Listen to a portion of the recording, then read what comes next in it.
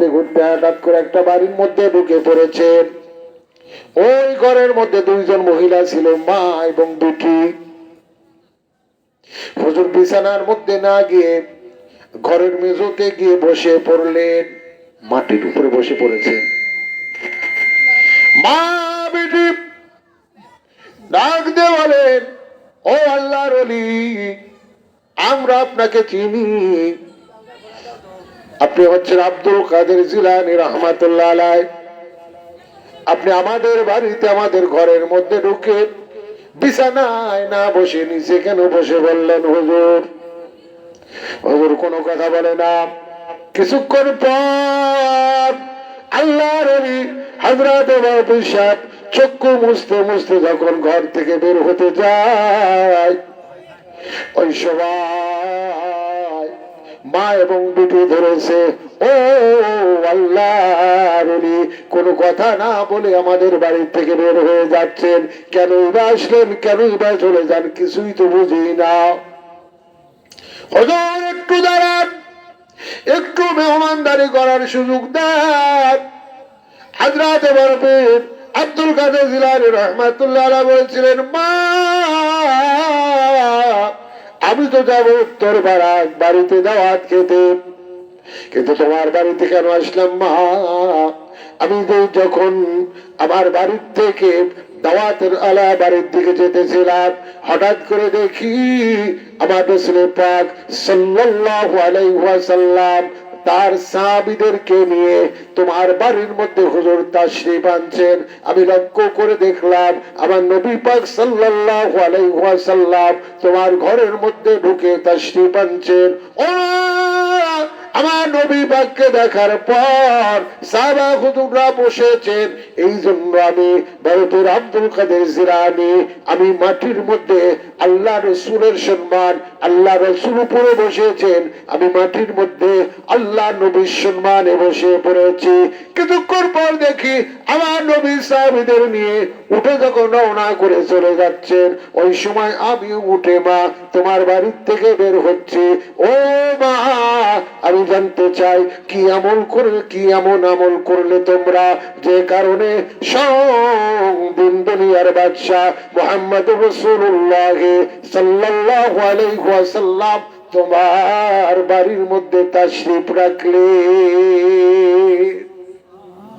কি আমল করতেছিলে মা? মেয়ে এবং মা বলছে, না হুজুর, আমরা তেমন কিছু বলতেছি না, তেমন কিছু করতেছিলাম না, তবে হ্যাঁ আমরা বলতেছিলাম মা এবং বিটি মিলিয়া নবী সালামু আলাইকা ইয়া রাসূল সালামু আলাইকা। আমরা মা এবং বেটি আমরা বলতেছিলাম, আল্লাহ পাক যদি আমাদের কিসমত যদি কবুল করেন, আমরা যদি হজে যেতে পারি, তাহলে আল্লাহ রাসূলের দরবারে গিয়ে আমরা সালাম দেব। জোরে পড়ুন সুবহানাল্লাহ। চিন্তা করেন, ঘরের মধ্যে থেকে মা বেটি আবেগ নিয়ে শুধু বলছে, আমরা যদি যেতে পারতাম, কোথায়? আমার নবীর দরবারে যদি যেতে পারতাম, তাহলে গিয়ে নবীকে প্রাণ ভরে সালাম দিতাম। কথাটা ভালো লেগে গেছে। রাহমাতাল লিল আলামিন নবীকে আল্লাহ পাক রূহানি হালতে পাঠাতে পারে কি পারে না? আল্লাহ নবী এসে হাজির হয়ে গেছে। বাইরে সব কথা বর্তমানে কেউ কেউ বিশ্বাস করবে না, কেউ কেউ বলবে এগুলো আজগবি গুজব কথা। ও বাবাজিরা, আমার মুজাদ্দিদুজ্জামান দাদা হুজুর পীর কিবলা, ওনার পীর ছিল হযরত সুফি ফাতেহ আলী ওয়াইসি রাহমাতুল্লাহ আলাইহি। এ ফাতেহ আলী উনি দীর্ঘদিন আমল করে আল্লাহ নবীকে দেখবে, আমল করে দরুদ শরীফ পড়ে, আমল করে কাঁদে আল্লাহর কাছে, আল্লাহ পাক মনে বড় বাসনা, দেখতে চাই সোনার মদিনা, মদিনাওয়ালাকে। সুবহানাল্লাহ। আমল করতে করতে করতে করতে বাবা, কিন্তু আল্লাহ নবীকে স্বপ্ন যদিও দেখা যায় না। যে আলেমের কাছে যায়, যে অজি পায় দেয়, নবীর সঙ্গে পথে আলের দেখা হয় না। 8 তারিখে সুফি পথে আলী ওয়াইসি রহমাতুল্লাহ আলাইহি, আমার দেশের একটা নদীর নাম হচ্ছে পদ্মা, এই নদী ভারতের নাম হয়েছে গঙ্গা। ইন্ডিয়াতে এই নদীর নাম গঙ্গা। গঙ্গা নদীর পাড়ে গিয়ে যাই নামাজটা বিছিয়ে দরুদ শরীফ পড়ে আল্লাহর কাছে কান্নাকাটি করে, ও আল্লাহ পাক, আল্লাহ তাআলা, আজকে তোমার পথে আলীর দিনটাই হবে শেষ দিন। আজ দিনের মধ্যে যদি তোমার নবীর সঙ্গে আমার মোলাকাত না করাও, তোমার ইজ্জতের কসম খেয়ে বলছি, এই নদীর মধ্যে পথে আলী জীবনটা দিয়ে দিবে। ফজরের নামাজ পর জায় নামাজ নিয়ে আল্লাহর ওলি হযরতে পথে আলী ওয়াইসি রাহমাতুল্লাহ আলাইহি গিয়ে বসে পড়েছে, দরুদ শরীফ পড়ছে, জিকির করছেন, কিন্তু না, কোথায় নবী? নিয়ত করেছেন যে জোহর থেকে আসর, আসর থেকে মাগরিবের নামাজ পর্যন্ত, মাগরিবের আজান পর্যন্ত আমি অপেক্ষা করব, মাগরিবের আজান পর্যন্ত দেখব। এর মধ্যে যদি আল্লাহ নবীর সঙ্গে আল্লাহ আমাকে কোনোভাবে মোলাকাত না করায়, আচ্ছা ঘুম দিতে পারে কি? আল্লাহ। আল্লাহ না চাইলে মানুষের চোখে ঘুম আসবে? ঘুমটা একটা নিয়ামত, আল্লাহর একটা রহমত। তো আমার চোখে যদি আল্লাহ ঘুম দিয়ে রাহমাতুল লিল আলামিনকে কি দেখাতে পারে কি পারে না আল্লাহ? বাবা,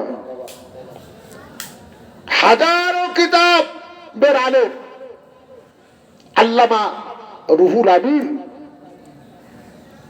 ভারতবর্ষের মধ্যে সবচেয়ে বড় আলেম ছিলেন, ডবল টাইটেল পাস, কিন্তু ওনার কাছে কোনো লোকজন যায় না। চিন্তা করে, এই ফুরফুরার পীরের মধ্যে আছে কি? এই বুড়ার কাছে এত মানুষ যায়, কমলা নিয়ে যায়, আপেল নিয়ে যায়, কত টাকা হাতের মধ্যে দেয়, মুসাফা করে। আমিও তো আলেম, তো আমার কাছে তো কেউ আসে না। ঘটনা কি? ওই বুড়ার কি আছে দেখার দরকার, একটু দেখার জন্য গেছে ফুরফুরা শরীফে। তো ফুরফুরা আর হুজুররা মেহমানদারি করাচ্ছেন, খানাপিনা দিচ্ছেন, খাচ্ছেন, দেখছেন, দরবারের অবস্থাটা দেখছেন। দেখতে দেখতে দেখতে দেখতে, বাবা আমি চা খাবো না, অন্যদিকে দাও। তো দেখতে দেখতে 3 দিন চলে গেছে। আরে লোকজন পাগল নাকি? এই বুড়ার পায়ে এসে সালাম দেয়, এ করে সে করে, কি লাভ? 3 দিন পর চলে যাবে, ব্যাগ ট্যাগ গুছিয়েছে, আল্লাহর ওলির রাডারে ধরা পড়ে গেছে। জোরে পড়ছে সুবহানাল্লাহ। আল্লাহর ওলি ডাক দিয়েছে, বাবা মাওলানা রুহুল আমিন, মাওলানা রুহুল আমিন, বাবা এসো আমার কাছে। রুহুল আমিন এসেছে। বাবা কোথায় যাচ্ছ? বলে হুজুর এসেছিলাম আপনার এই দরবার দেখার জন্য। কি দেখলে বাবা? বলে দেখলাম লোকজন আসছে, ঘুরছে ফিরছে, খাচ্ছে। বাবা তুমি তো অনেক বড় মাপের একজন আলেম, তো বাবা বলো, আমার নবী পাক সাল্লাল্লাহু আলাইহি ওয়াসাল্লামকে তুমি স্বপ্ন যোগে কতবার দেখেছো? বলে হুজুর একবারও দেখি নাই। কয়বার দেখেছে? একবারও দেখা হয় নাই। হ্যাঁ, এত বড় আলেম তুমি, দিন দুনিয়ার বাদশাহ, যে নবীকে কবরের মধ্যে রেখে বলা হবে মান হাযা রাজুলুন, ওনাকে তুমি দেখো নাই? আমার দরবারে এসে দেখো নাই? বলে না হুজুর। ঠিক আছে বাবা বসো, যেও না, আজকে থাকো, মাগরিবের নামাজটা তুমি আমার সঙ্গে আদায় করবে। মাগরিবের নামাজটা আদায় করার পর আল্লাহর ওলিটাকে বলছে, বাবা মাওলানা রুহুল আমিন, আমি পীর ফকির মানুষ, আমি কিছু তাসবিহ তাহলিল আদায় করে থাকি বাবা। ও বাবা রুহুল আমিন, ও বাবা রুহুল আমিন, চক্ষুটা বন্ধ করো। চক্ষুটা বন্ধ করার পর আল্লাহর ওলি মুজাদ্দিদুজ্জামান কি করলো? কিছুক্ষণ পরে বললো, বাবা মাওলানা রুহুল আমিন, চক্ষুটা খোলো বাবা, চক্ষুটা খোলা হলো। ও বাবা মাওলানা বলো, আল্লাহ পাক কিসমতে কিছু কি মিলাইলো? হযরতে মাওলানা রুহুল আমিন দাদা হুজুরের পা জড়িয়ে ধরে কান্দে, আল্লাহর ওলির কদম মুবারকে পড়ে কান্দে। ছি ছি বাবা, কি করছো তুমি? ভারতবর্ষের মধ্যে বড় আলেম, কেন আমার পা জড়িয়ে ধরে কাঁদছো বাবা? আমি ফকির মানুষ, আমি পীর ফকির মানুষ। ও বাবা, তোমার মতো এত এলে বাবার নাই, তুমি কেন আমার পা ধরে কাঁদছো বাবা? কি হয়েছে তাই বলো। আল্লাহর ওলির দরবারে মাওলানা রুহুল আমিন বলেছিল, ও আল্লাহর ওলি, ও মুজাদ্দিদুজ্জামান হুজুর, আপনি যখন আমাকে চক্ষু বন্ধ করতে বলেছেন আর চক্ষু খোলার কথা বলেছেন, এই সময়ের মধ্যে আল্লাহ পাক দিন দুনিয়ার বাদশাহ হাবিবুল্লাহ নবী মুহাম্মদুর রাসূলুল্লাহ সাল্লাল্লাহু আলাইহি ওয়াসাল্লামের সঙ্গে আমাকে 8 বার দিদার নসিব করে দিয়েছে।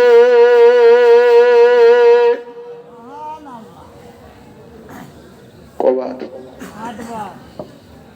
এই খেলা হচ্ছে আল্লাহ ওয়ালাদের খেলা বাবা। সেই প্রতিষ্ঠান হচ্ছে এই খানকা শরীফ গুলো, যত খানকা আছে, হক আল্লাহর ওলির দরবারে যাবে, সেখানে হক্কানি আল্লাহ ওয়ালারা উঠা বসা করেন, ওই দরবারে যাবেন, ওজিফা করবেন, আমল করেন, আল্লাহর বন্ধু হয়ে কবরে যান। আলা ইন্না আউলিয়াল্লাহি লা খাউফুন আলাইহিম ওয়া লা হুম ইয়াহজানুন। আল্লাহ পাক বলেন, যিনারা আমার বন্ধু, যিনারা আমার ওলি, ওদের কোনো ভয় নাই, চিন্তার কোনো কারণ নাই। আল্লাহর ওলি যারা, আল্লাহর বন্ধু যারা, তেনাদের কোনো ভয় নাই, চিন্তার কোনো কারণ নাই। এই আল্লাহর বন্ধু, আল্লাহর ওলি হতে মন চাই না আপনাদের? একটু আমল করতে হবে বাপ। আমল যেনারা করে দুনিয়ার থেকে বিদায় হয়ে চলে গেছেন, ওনারা কি আমল করেছেন, ওনারা কিভাবে চলেছেন,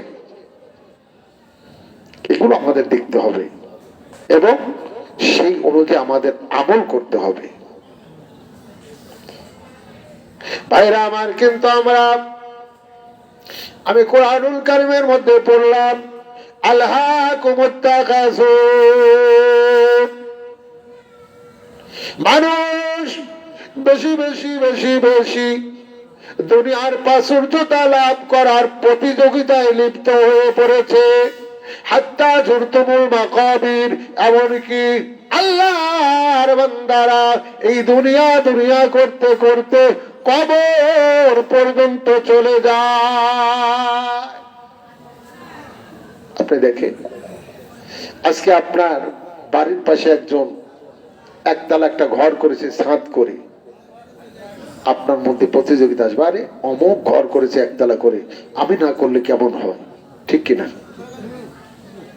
অমুকের 5 তলা, তাহলে আমার কয়তলা হতে হবে? উচ্চতে একতলা বেশি করতে হবে। আজকে দুনিয়ার প্রাচুর্যতা ব্যক্তির প্রতিযোগিতায় আমরা লিপ্ত হয়ে গেছি।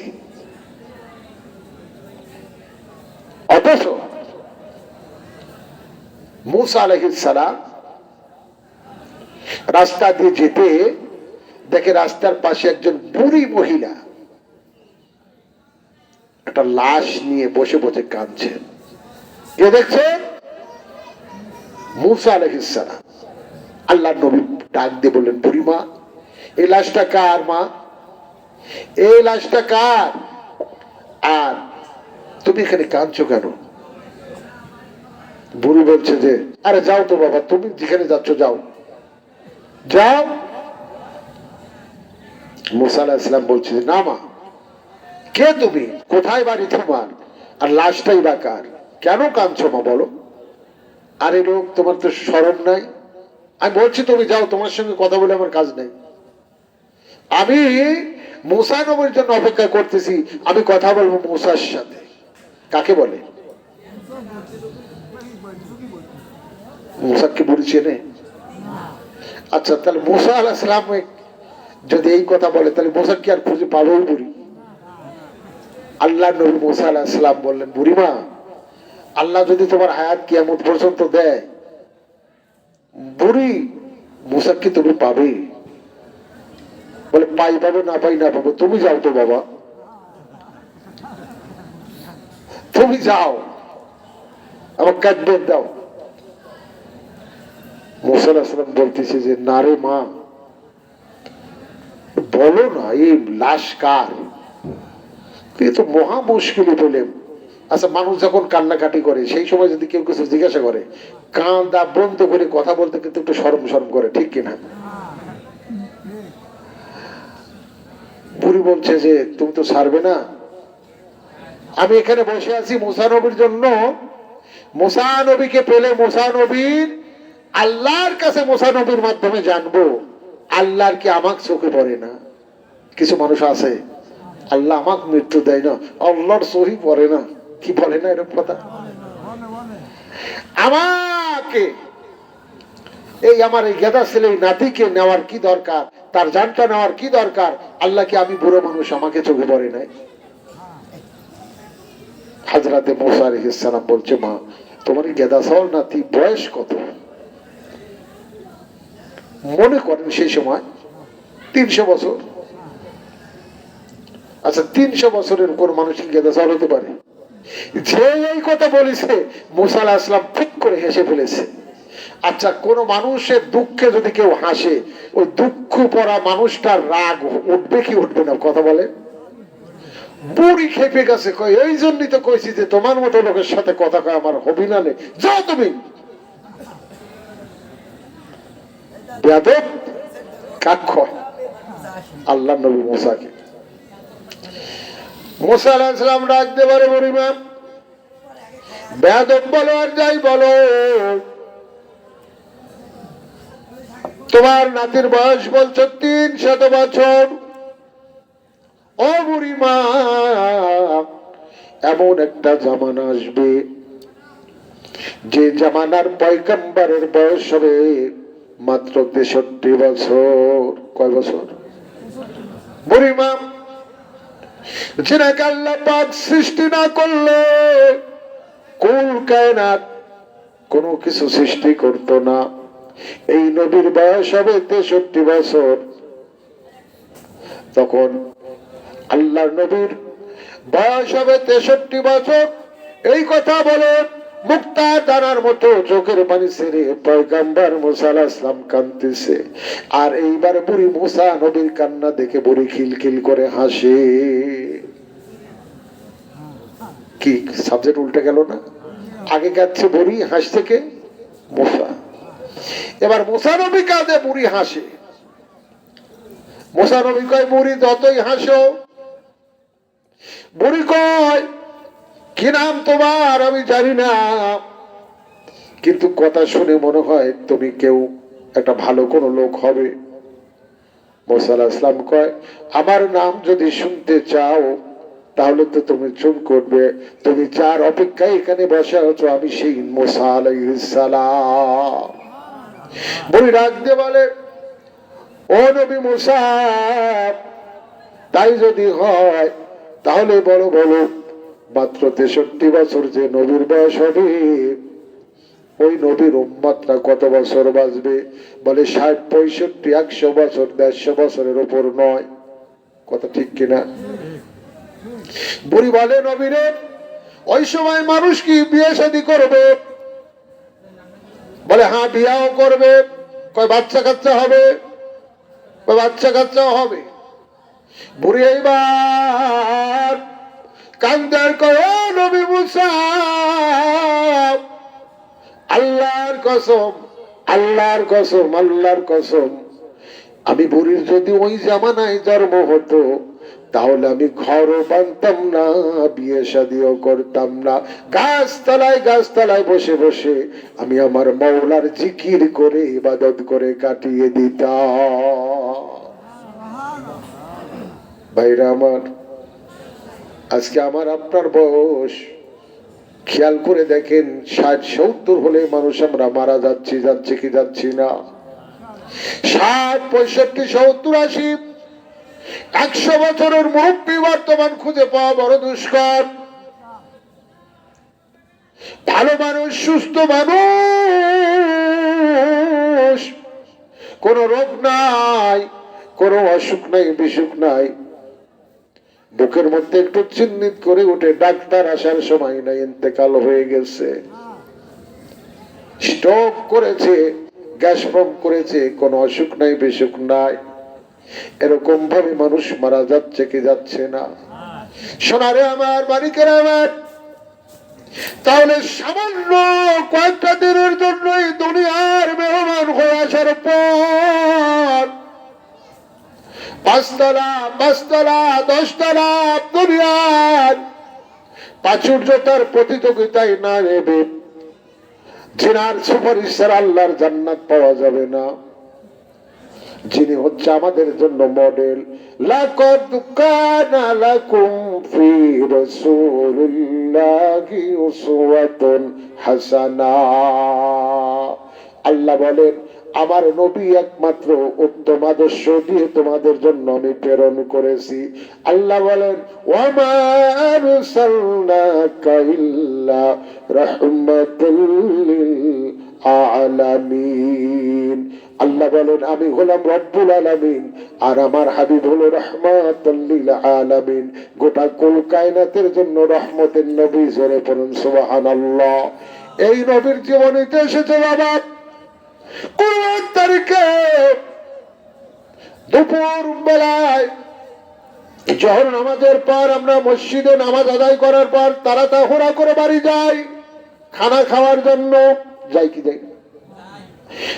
1 তারিখে আল্লাহর নবী জোহরের নামাজ আদায় করার পর বাড়ি চলে গেলেন, সাহাবায়ে কেরামরা বাড়ি গেলেন। কিছুক্ষণ পর হযরত আবু বকর সিদ্দিক, আল্লাহর নবীর প্রধান সাহাবী, উনি বাড়ির মধ্যে থেকে ছটপট করতে করতে মসজিদে এসে হাজির হয়ে গেল। এর কিছুক্ষণ পরে হযরত সাইয়েদনা ওমর রাদিয়াল্লাহু তাআলা আনহু আসলো। 2 সাহাবীর সালাম বিনিময় হলো। ভালো করে বুঝবেন ও মা বোনেরা, ভালো করে শোনেন মা বাপজানেরা, ভালো করে খেয়াল করেন।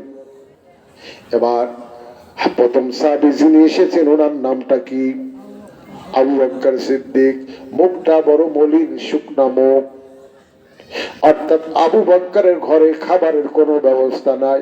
ক্ষুধার যন্ত্রণা সহ্য করতে না পেরে জোহরের নামাজ আদায় করে মসজিদ থেকে বাড়ি পর্যন্ত গিয়েছে, কিন্তু ঘরে কোনো খাবার নাই, যার কারণে আল্লাহর মেহমান হয়ে আল্লাহর ঘরে সে হাজির হয়ে গেছে। কিছুক্ষণ পরে দেখা গেল কোথা থেকে হযরতে ওমর, উনিও মুখটা বড় মলিন, মুখটা বড় শুকনা। মানুষের পেটে যখন খানা না থাকে, খাবার না থাকে, মুখটা বড় শুকনা দেখা যায়। রোজার মাসে মানুষের চেহারার দিকে তাকালে বোঝা যায়। আবার একটা কথা একবারের কাছে 2 বার জিজ্ঞাসা করলে টেম্পার কিন্তু মাথায় উঠে যায়, যায় কি যায় না। আমার ভাইয়েরা, হযরতে ওমর আবু বকরকে সালাম দিয়ে আবু বকরের পাশে বসে গেলেন। ওমর, আবু বকর জিজ্ঞাসা, ওমর এই সময় তুমি মসজিদে কেন? হযরতে ওমর বলে, ভাই আবু বকর, তার আগে বলো তুমি এই সময় মসজিদে কেন? এমন সময় বিশ্ব নবী সরকারে দু আলম মুহাম্মদুর রাসূলুল্লাহ সাল্লাল্লাহু আলাইহি ওয়াসাল্লাম মসজিদের মধ্যে তাশরীফ আনলেন। হয়ে গেল কয়জন? 2 সাহাবী এবং সরকারে দু আলম মুহাম্মদুর রাসূলুল্লাহ হাজির হয়ে গেল। হযরত আবু বকর ওমর নবীর চেহারার দিকে তাকায়, দেখে নবীর মুখটা শুকনা। নবীও মসজিদে এসে যদিও হাসতে চাই না, কিন্তু 2 জন সাহাবীকে দেখে নবীর মুখ মুচকি মুচকি হেসে ফেলেছেন। ডাক দিয়ে বলে, আবু বকর ওমর তোমরা এই সময়? আবু বকর ওমর বলে, ইয়া রাসূলুল্লাহ, ইয়া হাবিবাল্লাহ, হুজুর গোপন করে লাভ নাই, বাড়িতে খাবার কোনো ব্যবস্থা নাই, ক্ষুধার যন্ত্রণা সহ্য করতে না পারে যাব কোথায়? আল্লাহর মেহমান হয়ে আল্লাহর ঘরে এসে হাজির হয়ে গেছি। রাহমাতাল লিল আলামিন বলে, ও আবু বকর, ও বোন, আমারও তো একই অবস্থা, বাড়িতে খাবার নাই, ক্ষুধার যন্ত্রণা সহ্য করতে পারছি না, কি করব, কোথায় যাব বুঝি না, যার কারণে আল্লাহর উপর তাওয়াক্কুল করে আল্লাহর ঘরে এসে হাজির হয়ে গিয়েছি। রবি যদি চাইতেন জান্নাত থেকে খানা আসতো, যদি একবার বলতো, আল্লাহ পাক কি দিত না? আল্লাহ কি দেয় না? আল্লাহ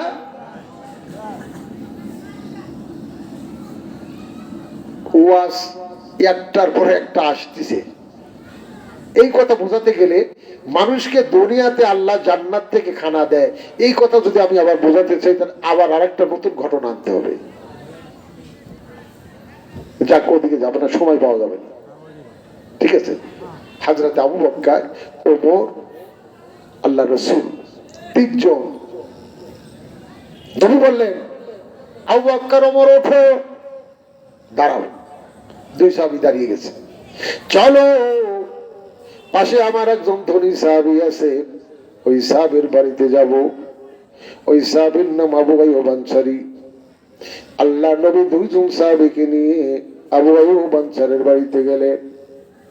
ডাক দিচ্ছেন নবী, আবু আইয়ুব আনসারী, আসসালামু আলাইকুম। ও বাবা আবু আইয়ুব আনসারী। একবার সালাম দেয়, আওয়াজ হয় না। দ্বিতীয়বার সালাম দেয়, জবাব নাই। তৃতীয়বার সালাম দেওয়ার পর জবাব নাই। এরপর আল্লাহ নবীর মুখটা মলিন করে ওই বাড়ির থেকে যখন বের হয়ে আসতেছে, আবু আইয়ুব আনসারীর বিবি বাড়ির মধ্যে ছিল। জানালা দিয়ে লক্ষ্য করে দেখে দিন দুনিয়ার বাদশাহ এবং দুইজন সাহাবী নিয়ে আল্লাহর নবী হযরত আবু আইয়ুব আনসারীর বাড়ির থেকে মুখটা বেজার করে চলে যাচ্ছে। সাহাবা হুজুরের স্ত্রী ডাক দিয়ে বললেন, মারহাবা মারহাবা মারহাবা ইয়া রাসূলুল্লাহ, মারহাবা। হুজুর যাবেন না, আপনার প্রিয় সাহাবী আবু আইয়ুব আনসারী ঘরে নয়। ইয়া রাসূলুল্লাহ, ইয়া হাবিবাল্লাহ, মিষ্টি পানি আনার জন্য উনি একটু বাহিরে গেছেন। হুজুর আপনি আপনার সাহাবীদের নিয়ে বাড়ি আসুন, ঘরে আসুন। একটা ঘর তাড়াতাড়ি করে বিছানা রেডি করলেন। কিছুক্ষণের মধ্যে হযরত আবু আইয়ুব আনসারী বাড়ির মধ্যে ঢুকলেন। আবু আইয়ুব আনসারী বাড়ির মধ্যে ঢোকার পর যখন নজর পড়েছে রাহমাতুল লিল আলামিন নবী এবং আবু বকর ওমরের দিকে, নজর দেওয়ার সঙ্গে সঙ্গে আবু আইয়ুব আনসারী ঈদের মতো খুশি হয়ে উনিও বলছে, মারহাবা ইয়া রাসূলুল্লাহ, মারহাবা মারহাবা ইয়া হাবিবাল্লাহ, মারহাবা মারহাবা ইয়া রাসূলুল্লাহ, মারহাবা মারহাবা ইয়া হাবিবাল্লাহ, মারহাবা ইয়া রাসূলুল্লাহ, আহলান সাহলান। ও নবী, সুস্বাগতম আপনাকে, আপনার সঙ্গীদেরকে। ইয়া রাসূলুল্লাহ, ইয়া হাবিবাল্লাহ, হুজুর বসেন, আমি আসছি। উনি তাড়াতাড়ি করে দৌড়ালেন খেজুরের বাগানের দিকে। খেজুরের বাগানে সেই সময় কিছু কিছু গাছে কাঁচা খেজুর ছিল, কিছু কিছু গাছে পাকা খেজুর ছিল। আবু আইয়ুব আনসারী চিন্তা করে, পাকা খেজুর নেব, আবার কাঁচা খেজুরও কিছু নেব। কাঁচা খেজুরের বাদা কাটলেন, পাকা খেজুরের বাদা কাটলেন। দুই রকম খেজুর নিয়ে রাহমাতুল লিল আলামিনের সামনে এসে নাস্তা হিসেবে দিলেন। ইয়া রাসূলুল্লাহ, ইয়া হাবিবাল্লাহ, নেন খান। আল্লাহ নবী বলে, আবু আইয়ুব রে, পাকা খেজুর তো ছিল, আবার কাঁচা কেন কাটতে গেলে? হযরত আবু আইয়ুব আনসারী বলে, ইয়া নবী আল্লাহ, ইয়া রাসূলুল্লাহ, পাকা কেটেছি, সঙ্গে কাঁচা খেজুর এই জন্য কেটেছি, যে রাহমাতাল লিল আলামিন যদি পাকা খেজুর আমার গাছের খায়, তাহলে আমার আল্লাহ পাকা খেজুরের মধ্যেই বরকত দিয়ে দিবে। যার কারণে চালাকি করে আমি কাঁচাটাও কেটেছি। রাহমাতাল লিল আলামিন কাঁচা খাইলে কাঁচা খেজুরের মধ্যে বরকত হবে, আবার পাকা খেজুর খাইলে পাকাটার মধ্যে আমার বাগানে আল্লাহ বরকত দিয়ে দেবে। জোরে পড়েন সুবহানাল্লাহ। বলুন, রিসিভ করে কথা বলো। আমার ভাইরা, আবু আইয়ুব আনসারী রাহমাতুল্লাহ আলাইহি, হুজুর এগুলো আপনারা নাস্তা করেন, আমি আসছি। নবী ডাক দিলেন, আবু আইয়ুব কোথায় যাবে? বলে, হুজুর পশু জবাই দেব। কি জবাই দিবে? নবী বললেন, দেখ বোকা, এত মাথা গরম করার দরকার নাই, এগুলোতেই আমাদের হয়ে যাবে। বলে, না হবে না হুজুর, হবে না, হবে না। কারণ আল্লাহর জমিনে আপনার এবং দুই সাহাবী, এই তিনজন দামি মেহমানের চেয়ে জমিনে আর কোনদিন দামি মেহমান আমি পাবো না। ইয়া রাসূলুল্লাহ, নবী বললেন, আবু আইয়ুব রে, তাহলে একটা কাজ কর। কি কাজ? বলেন, দুধ দেয় এমন কোন প্রাণী জবাই করার দরকার নাই। বলেছি, ইয়া রাসূলুল্লাহ, আল্লাহ নবীর কথা মতো একটা ছাগল জবাই করা হলো। ছাগল জবাই করার পর ছাগলের গোশত তৈরি করা হলো, রান্না করা হলো। এরপরে আটা দিয়ে রুটি তৈরি করা হলো। উত্তম খাবার তৈরি করার পর দুই সাহাবী সঙ্গে নিয়ে হযরত রাসূল পাক সাল্লাল্লাহু আলাইহি সাল্লামের সামনে দস্তরখানা দিয়ে খানা দেওয়া হলো। নেন ইয়া রাসূলুল্লাহ, আপনি খানাটা খান। আল্লাহ নবী ওই খানা গোশতের টুকরার মধ্যে মিশিয়ে মুখে তুলবে। আবু বকর তাকিয়ে আছে রাহমাতুল লিল আলামিন নবীর দিকে, ওমরও তাকিয়ে আছেন। কেন? আদব হচ্ছে, নবী যদি আগে না খায়, সাহাবীরা খোদার কষ্টে মরে গেল ওই খানা খাবে না। নবীর আগে কি খানা খাবে? আজকে দেখবেন কিছু কিছু অনুষ্ঠান, আগে কিছু কিছু অনুষ্ঠান হতো, ব্যাপার হতো, বিয়ে হতো, আগে খেয়াল করা হতো হুজুর আগে বিসমিল্লাহ বলে শুরু করে কিনা। হুজুর যতক্ষণ বিসমিল্লাহ না বলে অর্ডার না দিবে, যতক্ষণ পর্যন্ত কেউ খানা খেত না। বর্তমান সিচুয়েশন এসেছে, হুজুরদের অনুমতি নেওয়ার টাইম নাই। সামনে খানা এসে গেছে, খানা খাও, হুজুরদের দিকে তাকানোর কোনো সময় না। আসছে কি আসছে না ভাই? আমার ভাইয়েরা রে, হযরত আবু বকর খানা গোশতটা দিয়ে রুটিটা মেখে নিয়ে মুখে দিবে, কিন্তু মুখে দেয় না। ওমর চেয়ে আছে, আবু বকর চেয়ে আছে নবীজির মুখের দিকে। এমন সময় লক্ষ্য করে দেখে আল্লাহ নবী খানা মুখের কাছে না নিয়ে টস টস টস টস করে নবী চোখের পানিগুলো ছেড়ে কাঁদতেছে। হযরত আবু আইয়ুব আনসারী বলছেন, ইয়া রাসূলুল্লাহ, ইয়া হাবিবাল্লাহ, হুজুর কেন আপনি কাঁদছেন? আপনি খানা খান। হুজুর আমার বাড়িতে আরো অনেক খানা আছে, আমার ছেলে পেলে বিবাহ বাচ্চার জন্য আপনি চিন্তা করবেন না, আমরাও খানা খাবো আছে। হুজুর আপনি দয়া করে খানাটা খান। আবু বকর কথা বলে না, ওমর কথা বলে না, মুখটা মলিন করে রাহমাতাল লিল আলামিন কেন কান্দে এই দিকে লক্ষ্য করে আস। এমন সময় আবু আইয়ুব আনসারীর দিকে তাকায়া নবী ওই খানাটা মুখের কাছে নিতে গিয়ে বলে, আবু আইয়ুব রে, কি করে আমি এই খানাটা মুখে তুলি? কারণ আমার কলিজার টুকরি মা ফাতেমা 3 দিন যাবত কোনো কিছু খায় না। আমার মেয়েটা অনাহারে আছে, আমার মেয়েটাকে রাখিয়া আমি বাপ্তর বাড়ি কেমন করে খানা খাই আমি পারছি না। হযরত আবু আইয়ুব ডাক দিয়ে বলছেন, ইয়া রাসূলুল্লাহ, ইয়া হাবিবাল্লাহ, পায়ে ধরি আপনার, আর কিছু বলতে হবে না, আপনি খানা খান। ফাতিমার বাড়িতে খানা পৌঁছানোর দায়িত্ব আমি নিলাম। এইভাবে নবী জীবন করেছেন, সাহাবায়ে কেরামরা জীবন করেছেন। আর আজকে আমরা 5 তলার উপর 10 তলা করার জন্য প্রতিযোগিতায় লিপ্ত হয়ে গেছি, যার কারণে আল্লাহ আক্কাব করে বলেন আল্লাহকুমুত তাকাসুর হাত্তা যুরতুমুল মাকাবির। তোমরা দুনিয়া দুনিয়া করতে করতে দুনিয়ায় কে কার উপর দিয়ে উঠবে এই প্রতিযোগিতায় তোমরা লিপ্ত হয়ে গেছো। ছেড়ে দাও মিয়া, দুনিয়া কি হবে?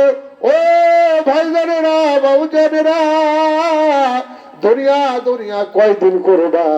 কারণ এই দুনিয়াতে আল্লাহ কিছু হায়াতের জিন্দেগি দিয়ে আমাদেরকে প্রেরণ করেছেন।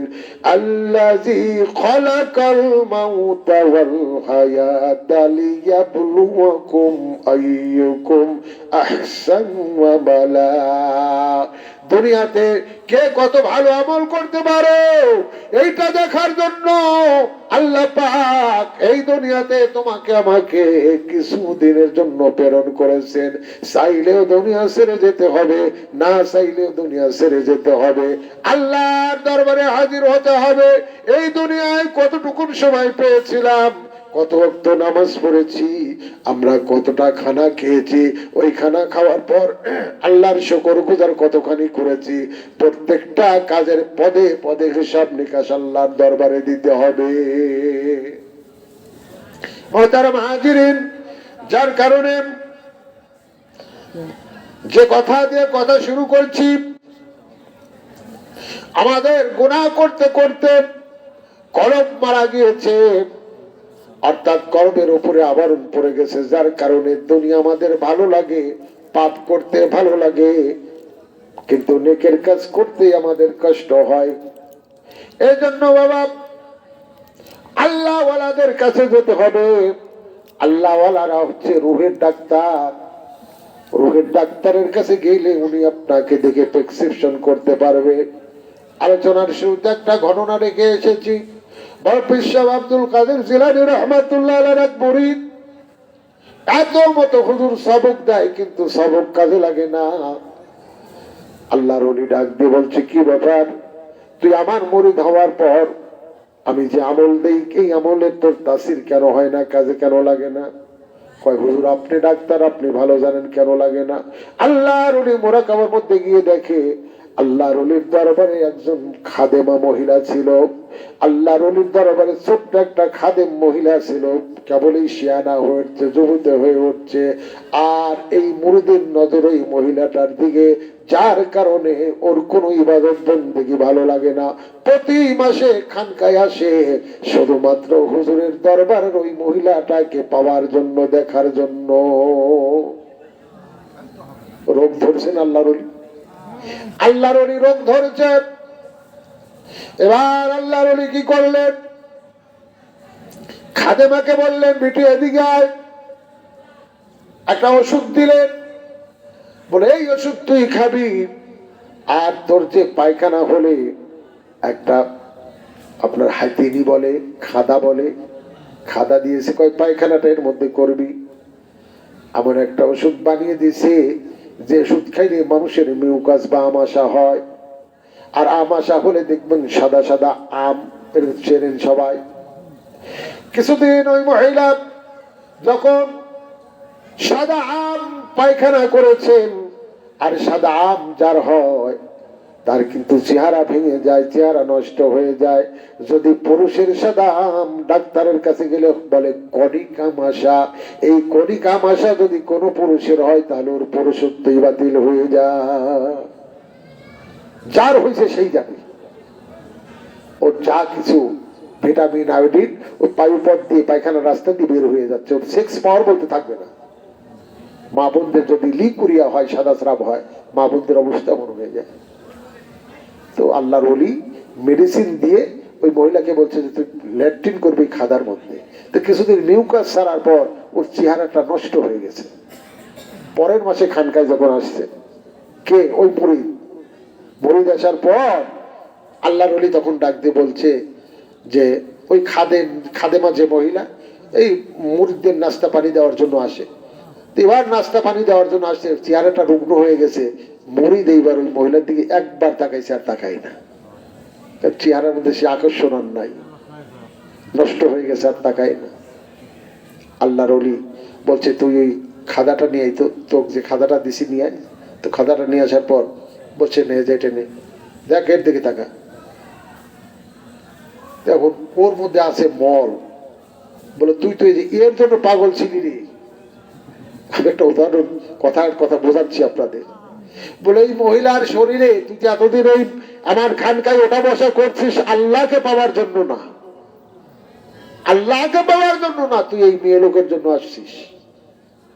এই মেয়ে লোকের মধ্যে এই যে এই জিনিসগুলো ছিল যার কারণে তোর নজরটা ওইদিকে ছিল, আর আজকে এইগুলো আমি শরীর থেকে বের করে নিয়েছি, তুই একবার তাকাইছিস আর তাকাচ্ছিস না। তো দেখ তুই পাগলটা কার জন্য ছিল। পরে আল্লাহর ওলি আবার কিছু ওষুধ দিল, মহিলার চেহারা ফিরে আসলো, লোকটা তওবা করলো, আল্লাহ তওবা কবুল করলো, আল্লাহ পাক পরবর্তীতে আল্লাহর ওলি বানিয়ে দিলেন। জোরে পড়ুন সুবহানাল্লাহ।